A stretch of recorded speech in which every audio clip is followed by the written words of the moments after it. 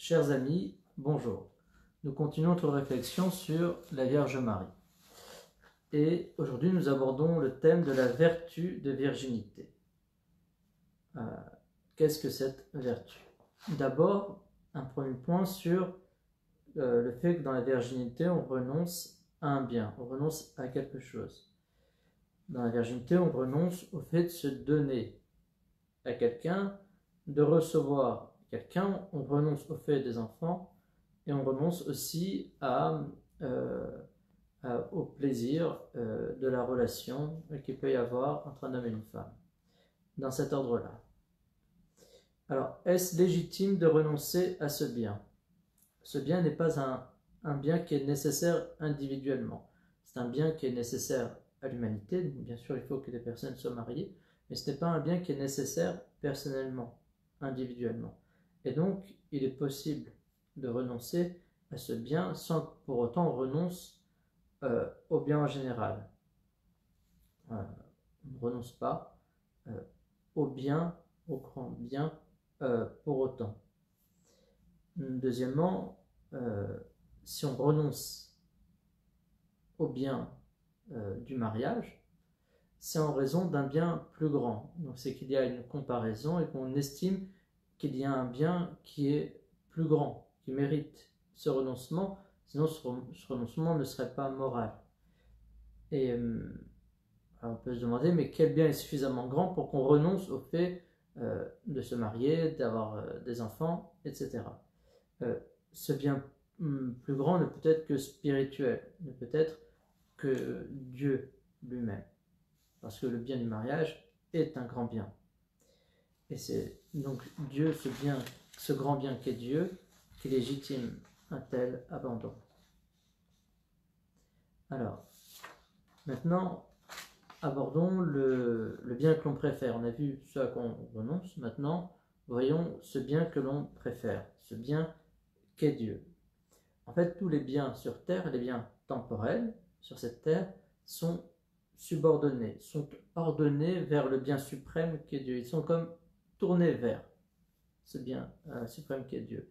Et renoncer à la conjugalité, à la vie avec une femme, pour les femmes avec un homme, est difficile, notamment pourquoi? Parce qu'il y a le plaisir des sens, donc ça demande un renoncement. Et de ce point de vue-là, souvent le fait que l'esprit contrôle la chair est difficile.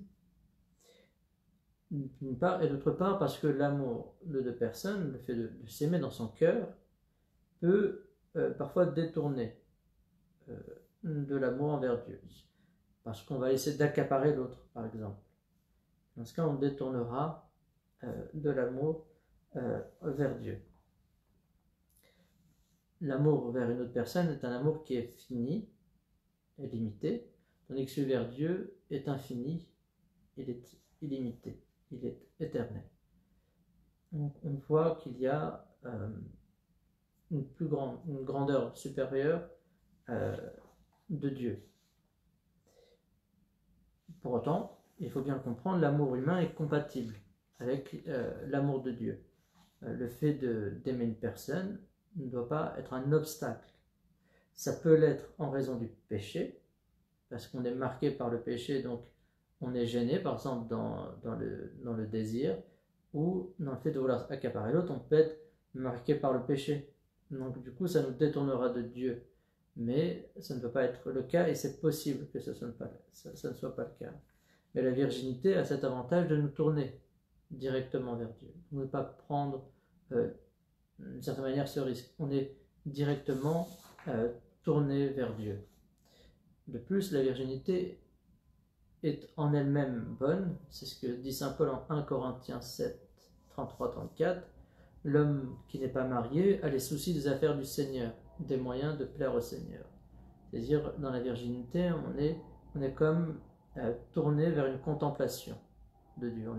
On est directement tourné, consacré à Dieu dans sa vie. Dans la vie temporelle, pratique, on sera tourné vers Dieu, mais en second, comme étant la fin ultime. On aura comme fin première l'autre, la personne qu'on aime, et pour fin dernière, Dieu. Tandis que dans la vie consacrée, dans la vie de virginité, on est directement tourné vers Dieu.